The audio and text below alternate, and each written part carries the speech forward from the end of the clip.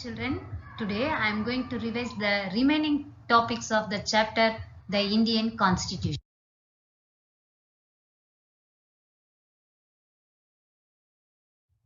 See children, before we move on to the chapter, let me ask you a few questions based on the previous video class. Okay. What is a constitution? A constitution is a written document consisting of basic rules or principles according to which the people of a country are governed, isn't it? Simply we can say constitution is a written document, right? It consists of basic principles and rules according to which the people of a country are governed, isn't it? Yes. See, everywhere we human beings need the rules and regulations, isn't it? So, a constitution is a written document containing certain rules. Simply we can say constitution is a written document containing certain rules. Okay. So, basically a country is governed by a set of rules. It is called Constitution. So, the entire society in India run by rules framed within the Constitution, isn't it? Yes.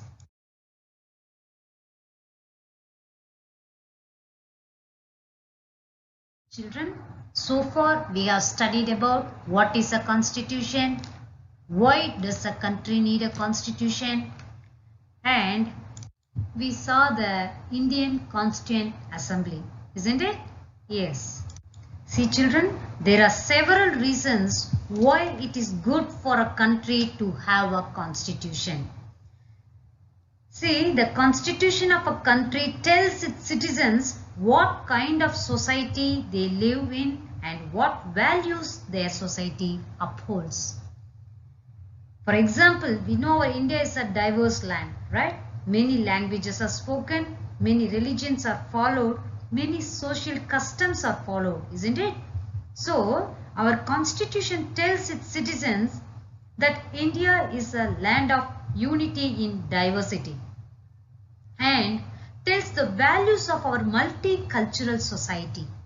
In fact, our constitution's preamble shows that India is a secular state, isn't it? Yes. Like that, a country's constitution shows to their citizens what kind of society they live in. Simply we can say a constitution tells the fundamental nature of our society. Okay. And also it tells the citizens what type of government they have, right?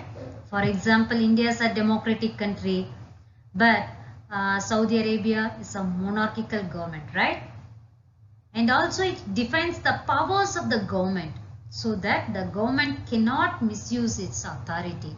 So, the first purpose of the constitution is tells the fundamental nature of our society, and the second purpose of the constitution is to define the nature of a country's political system. Okay. See, in countries that have adopted a democratic form of government, the constitution lays out certain important guidelines, some important principles, some important rules that govern decision making within these societies. For example, India is a democratic country, right? Okay children, what is democracy? Democracy is a form of government in which people choose their leaders so that they can exercise power responsibly on our behalf, right? Then what do you understand by monarchy? Monarchy is a form of government in which final authority rested with the king, isn't it? Yes. And also we saw about the Nepal's interim government and the interim constitution, right? And another important function that a constitution plays in a democracy is to ensure that a dominant group does not use its power against other less powerful people or groups. Okay. So children, what is a constitution? A constitution is a written document containing certain rules, isn't it? And also it serves several purposes, right?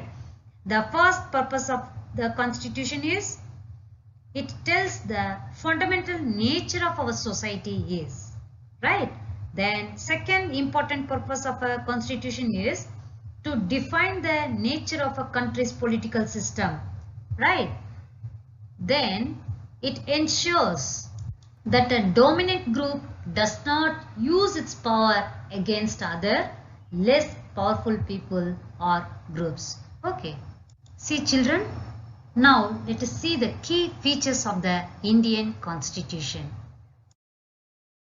Children, before I am going to tell about the federalism, let me recall about the Indian Constituent Assembly. Okay, see, in the year 1934, the Indian National Congress demanded the Constituent Assembly. For what purpose they demanded?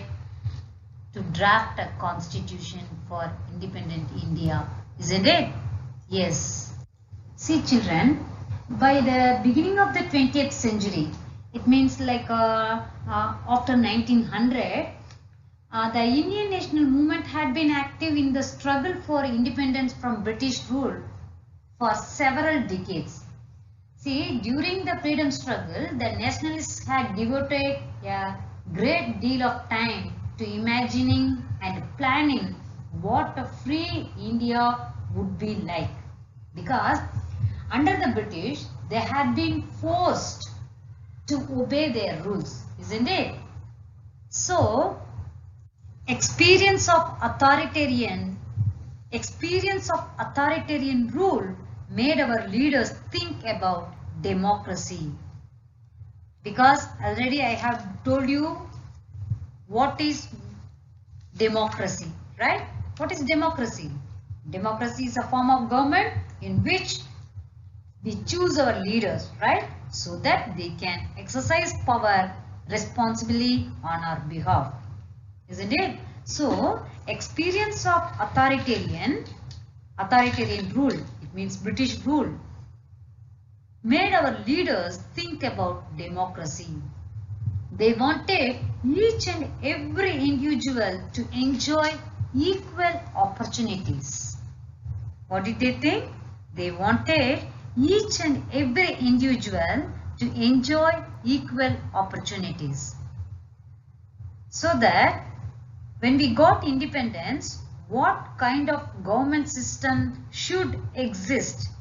Our leaders started thinking because we had a very, very terrific bad experience from British, isn't it?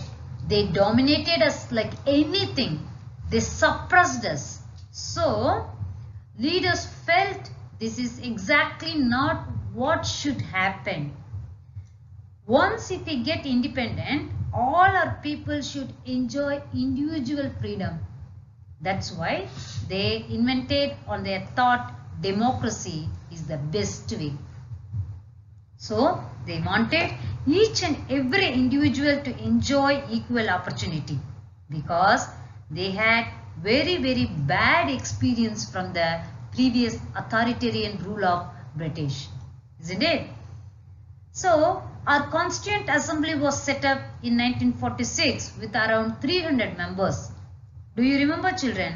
How much time it took to prepare our constitution? Nearly 3 years. Who is known as the father of the Indian Constitution? Dr. B.R. Ambedkar, right? Dr. B.R. Ambedkar is known as the father of the Indian Constitution. See children, we know very well India has so many religions, so many different diverse kind of people. So, if you need to create rules for different subsets of societies, imagine how much you should think. So, accommodate everyone in the constitution. That's why it took so much of time. And our constitution, even today, is considered to be one of the best constitutions of the world.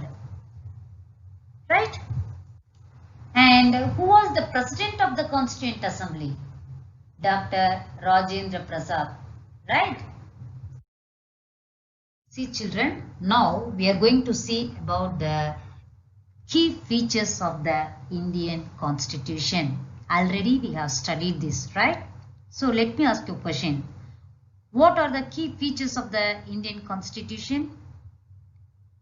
Federalism, then the parliamentary form of government, yes, then separation of powers, right, then fundamental rights, at last secularism, right? These are the key features of the Indian Constitution, right? We will see it one by one. What do you mean by federalism? What do you mean by federalism? Already I have told you. The word federalism refers to the existence of more than one level of government, right? So what do you mean by federalism? The word federalism refers to the existence of more than one level of government, right? Actually, our constitution has provided for a federal form of government, right?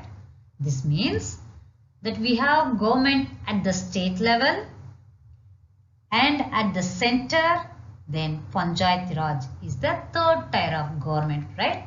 So, how many levels of government we have? 3 levels of government. What are they? State level, central level, it is also known as union government, then Panchayat Raj at the village level. Okay, so Panchayat Raj is the third tier of government. So 3 levels of government. That's why India is a federalism. India is following federalism. Why? Because here existence of more than one level of government. What are the other 2 levels of government? State level, then village Panchayat Raj. So center, state and Panchayat Raj, village level government. These are the 3 levels of government in India, functioning in India, right? So the word federalism refers to the existence of more than one level of government. So our constitution has provided for a federal form of government. It means we have government at the center, state, then Panchayat Raj is the third tier of government. Right?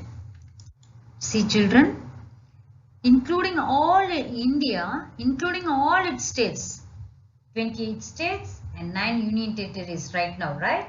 Because Jammu and Kashmir was divided into 2 union territories recently. So that now 9 union territories we have 28 states. So India, including all its states, is governed by one central government. It is also known as the union government.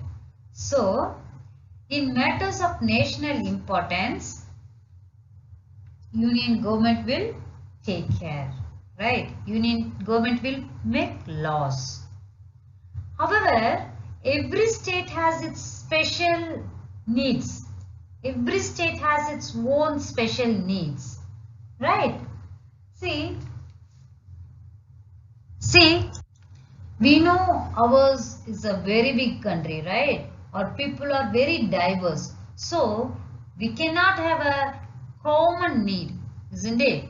So, every state has its own special needs. And it's not possible for the union government to take care of all these needs, right? Yes, of course, it's not possible for the union government to take care of all these needs of state governments, right? So we have government at the state level as well. The state government's job is to make and give effect to laws that meet the special needs of the state. Yeah, what is the duty of the state government? Their job is to make and give effect the laws to meet the special needs of the state. Simply we can say the state government should take care of their people. Such a system of government in which individual states have control over their own affairs but are controlled by central government in matters of national importance. Right? So, there is separation of powers between the union government and the state governments. See, the union government union list, the constitution divides the power between the union government and the state governments. So, the constitution contains 3 lists of subjects. Here subjects means not Tamil, English, physics. Subjects means, here subject means thing that is being discussed. For example, department wise the departments here, see for example defense, foreign affairs, right? That what else? Railway, telecommunication, economy. Okay, these are the some examples of union list subjects. Okay. See, if we take the defense, only the central government can pass laws concerning it. At the same time, the state list, for example, police, public health and sanitation, on which the state governments make laws. And also the concurrent list on which the union and state governments, for example, education, forestry, these are the some examples of concurrent list subjects. So on which the union and state governments share the power to make laws. So how many lists are in the constitution? Our constitution contains 3 lists of subjects. What are they? Union list, state list and concurrent list. Got it? So all persons in India are governed by laws and policies made by each of these levels of government. What are these levels of government?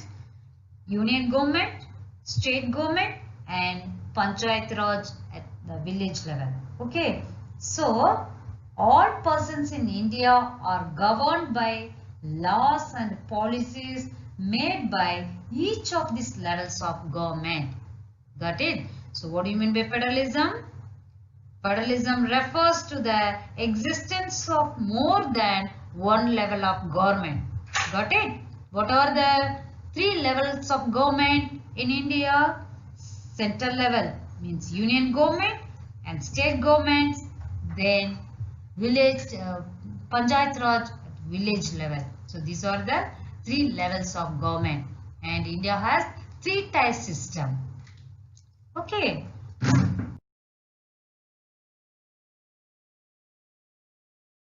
See children, now we are going to see about separation of powers, right? See, according to the constitution, there are 3 organs of the state, right? How many organs of the state? 3 organs of the state. What are they? What are the 3 organs of the state? They are the legislature, the executive and the judiciary, right? So, what are the 3 organs of the state? They are the legislature, the executive and judiciary. See children, the legislature refers to our elected representatives. We are sending our MPs to the parliament, right? So, the legislature refers to our elected representatives. At the same time, the executive is a smaller group of people who is responsible for implementing laws and running the government. So, the executive refers here the Prime Minister and his cabinet. ministers. So the executive is a smaller group of people who are responsible for implementing laws and running the government. Next, the judiciary. See, the makers of our constitution have provided for an independent judiciary. See, the Supreme Court is the guardian of the fundamental rights of the citizens. Who is the guardian of the fundamental rights of the citizens? The Supreme Court. It also decides the disputes between central government and states and all between two or more states. For example, Tamil Nadu versus central government. Then Tamil Nadu versus Kerala and Karnataka. Like, if any dispute arrives, who will solve? The Supreme Court. So, the Supreme Court is the guardian of the fundamental rights of the citizens, and also it solves the disputes between a central government and states and between two or more states. Got it? So, in order to prevent the misuse of power by any one branch of the state, the Constitution says that each of these organs should exercise different powers. So, through this, each organ acts as a check on the other organs of the state, so that this ensures the balance of power between all three organs. Okay? See, children, the Constitution guarantees several fundamental rights such as right to equality, right to freedom, right against exploitation, right to freedom of religion, cultural and educational rights, and right to constitutional remedies. So, what are the fundamental rights have been referred in the Constitution? Right to equality, right to freedom, right against exploitation, right to freedom of religion, then cultural and educational rights, then right to constitutional remedies. Is it? Yes. See, children, right to equality means all persons are equal before the law, right? So, it means that all persons shall be equally protected by the laws of the country. Right. So here it also states that no citizen can be discriminated against on the basis of their religion, color, caste, creed, and all. So all persons are equal before the law.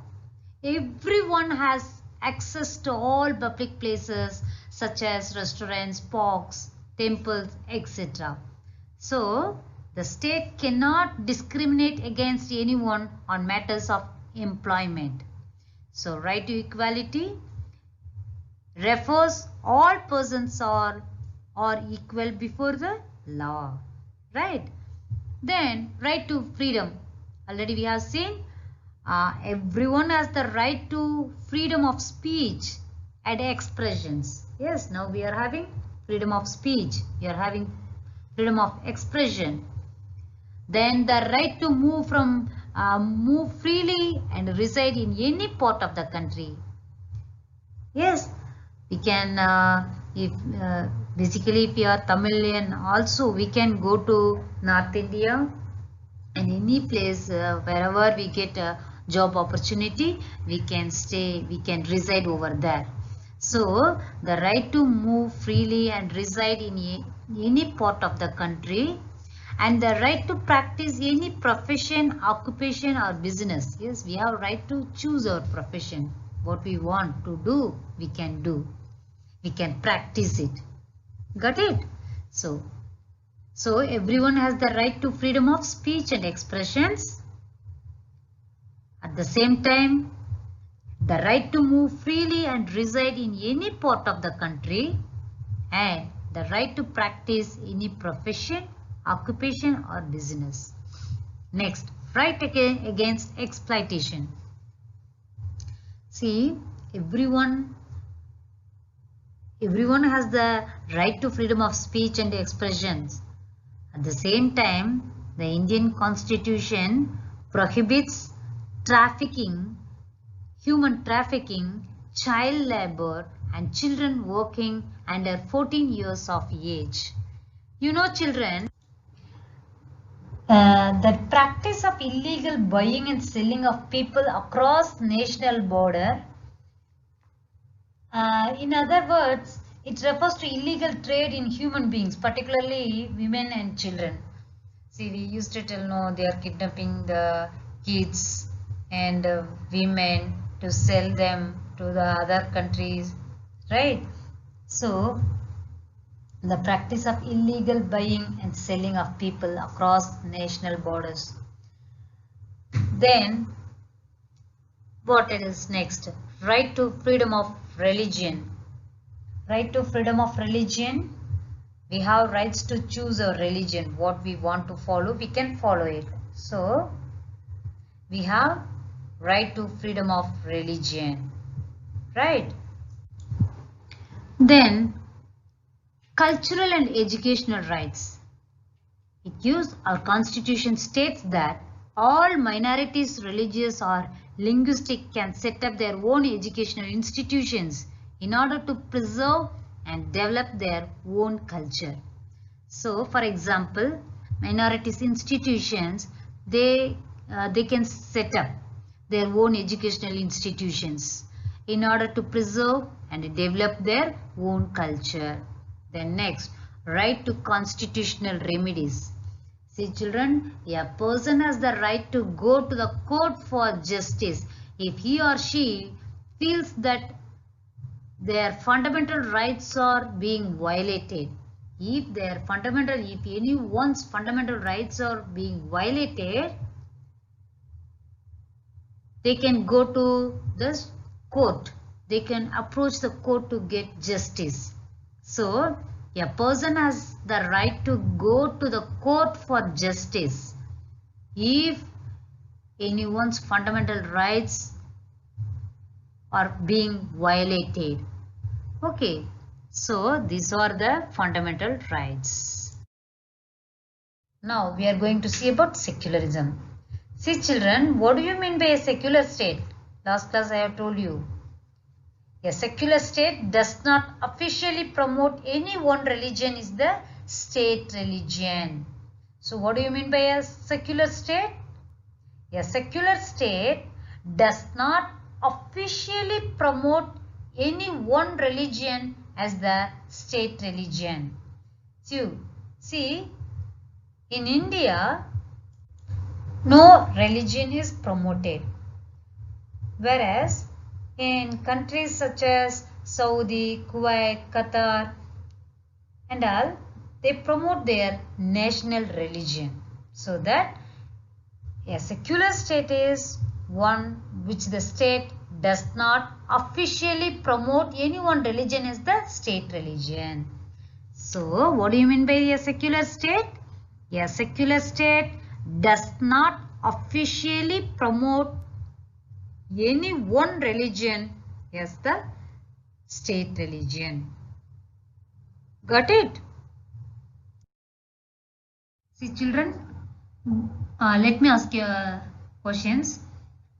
Which among the following is not the key feature of the Indian Constitution? Option A, federalism. Option B, monarchy. Then option C, fundamental rights. Then separation of powers. Which one is the right answer? Monarchy, because the question is which among the following is not the key feature of the Indian Constitution. You see, we saw about federalism. The key features of the Indian Constitution is federalism. What it means? Federalism means existence of more than one level of government in the country, right? We have three levels of government. We have central government, or central government is also known as union government, then state government, then Panchayat Raj in the village level, right? So federalism. Then in fact We saw about fundamental rights. What are the fundamental rights? Right to equality, right to freedom, such a fundamental rights we have seen, right?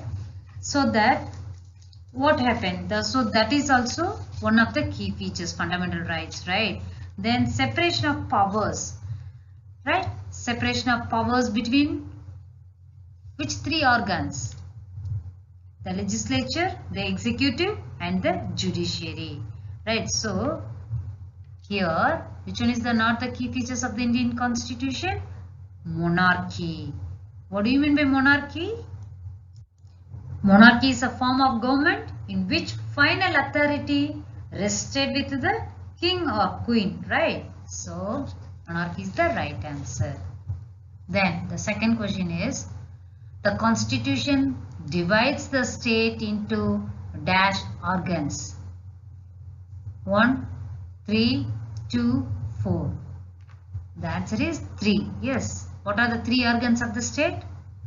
The legislature, the executive, and the judiciary. Got it?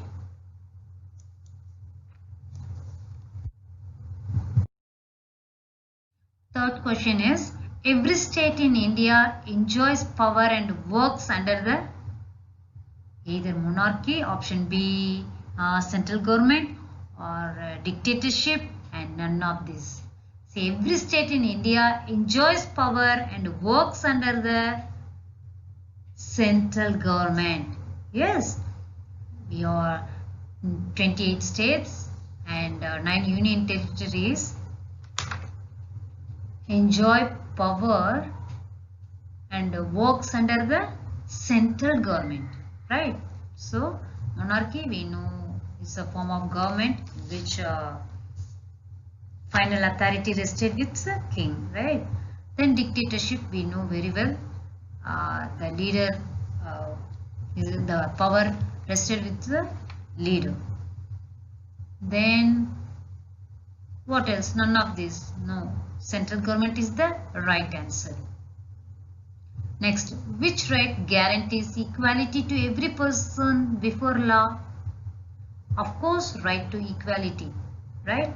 Right to freedom, we have right to freedom of speech and freedom of expression, right?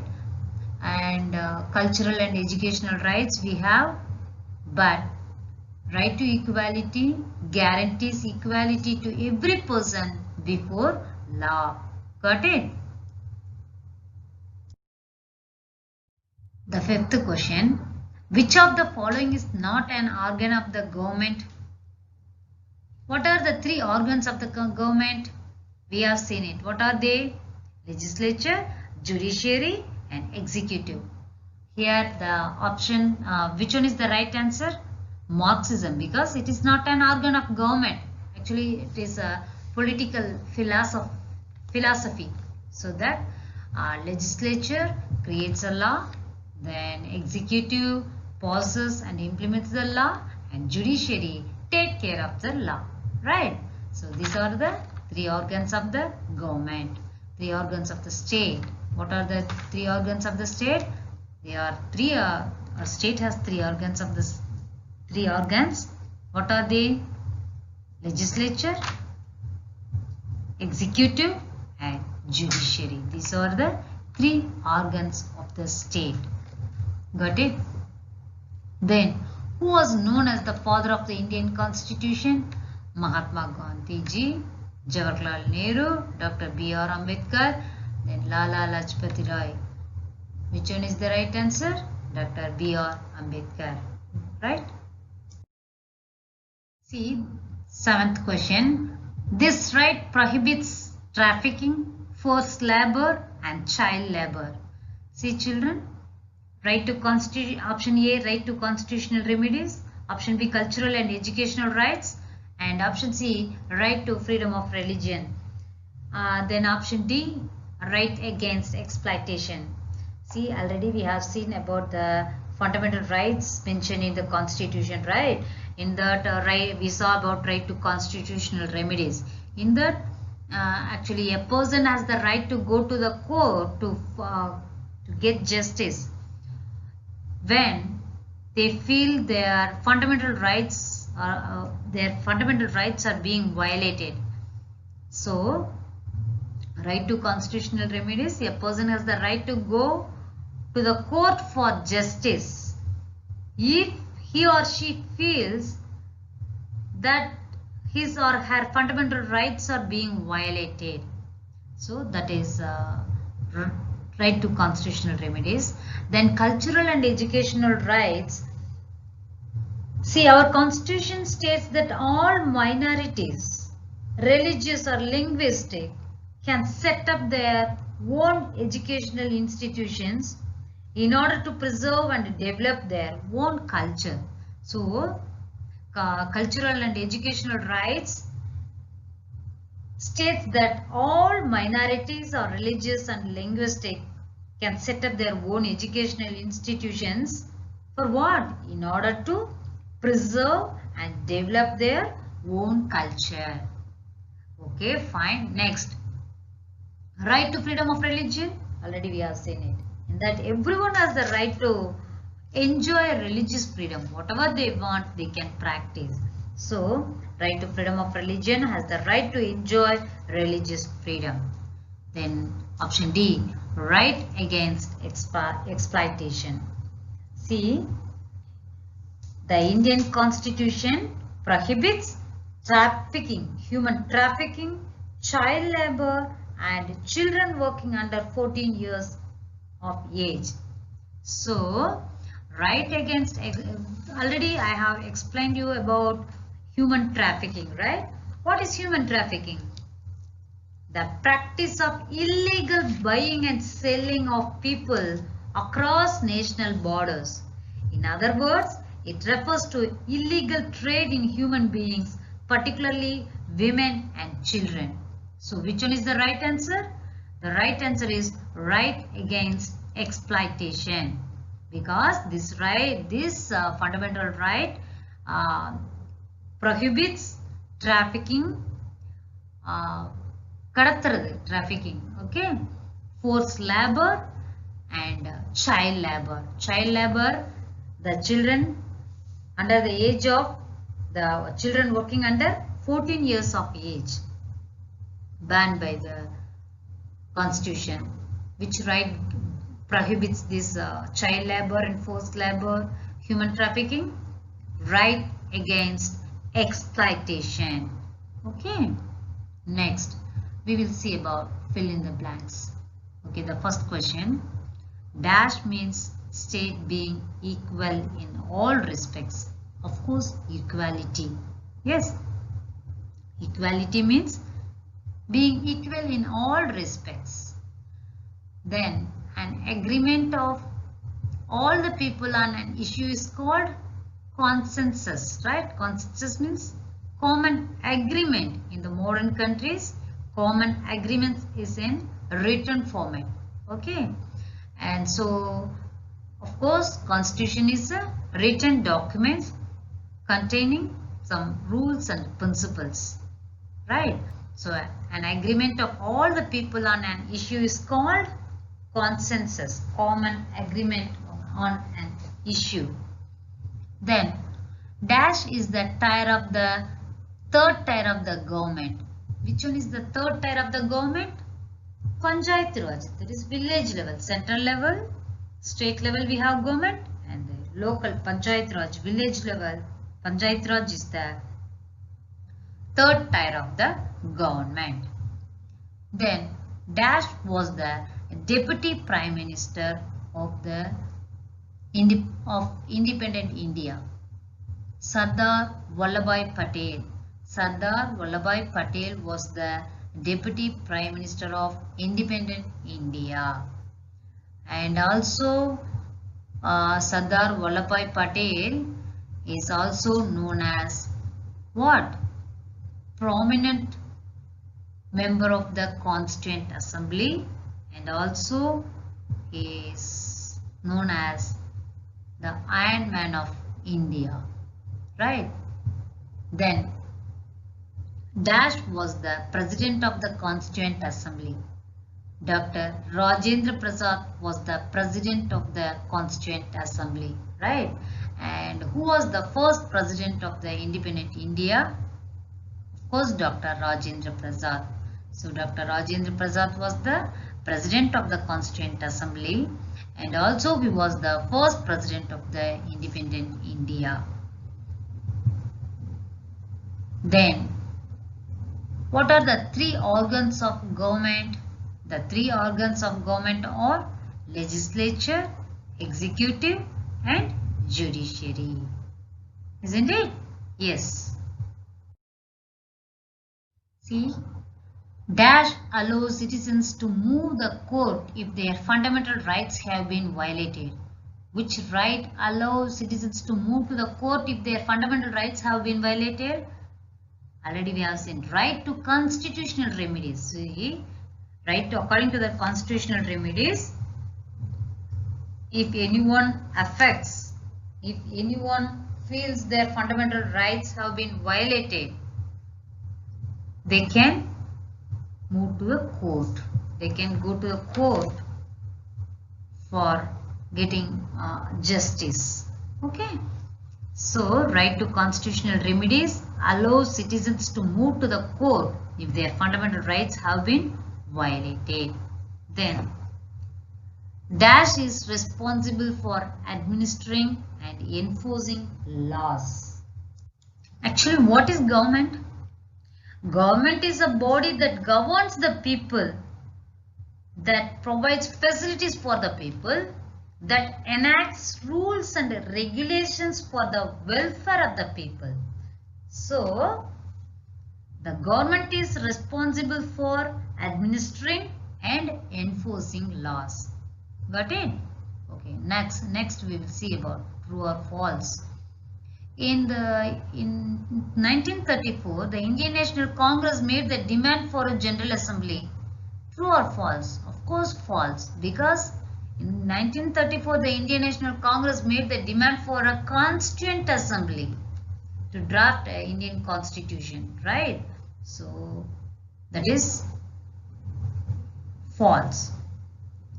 Okay, next, our Constitution guarantees rights of majorities against the minority. Of course false, because our Constitution does not allow what? Majority dominates minority. So, our Constitution guarantees rights of majority against the minority, and the answer is false. The Constitution comprises the section called Directive Principles of State Policy. Yes, true, because the Constitution comprises the section called Directive Principles of State Policy. It is a guidelines. It is the guidelines to the states.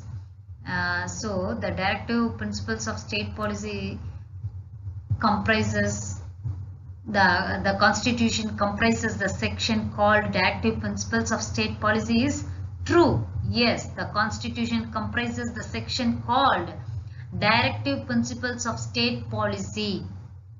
True.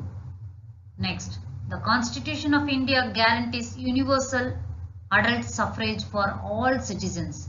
Yes, of course, true. Whoever attains 18 years, irrespective of creed, color, gender, they can vote. So, the Constitution of India guarantees universal adult suffrage or universal adult franchise for all citizens. True. Then Jawaharlal Nehru drafted the Constitution. False, of course, because who is the chairperson of the drafting committee? Who was the chairman of the drafting committee of the Constituent Assembly? Dr. B.R. Ambedkar, right? So Jawaharlal Nehru drafted the Constitution. Is it right or false? Sorry, true or false? False, right? So children, I hope you all understood this chapter clearly, right? Thank you.